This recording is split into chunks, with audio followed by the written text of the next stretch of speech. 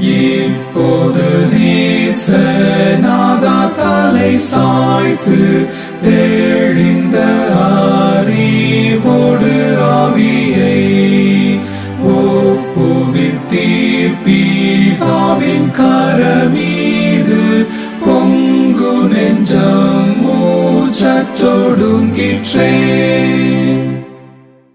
சாமட்டும் சாந்தமாயின் துக்க பாரம் நீர் தாங்கி மனதார மறித்தீர்.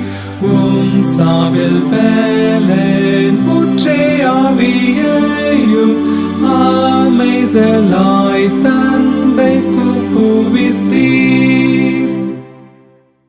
நல்மீட்பரே சாவிருள் என்னை சூழ்ந்து மரண அவஸ்தை உண்டாகையில் தொய்யும் ஆவியில் சமாதானம் ஈந்து ஒளி உண்டாக்கும் அச்சராவினில்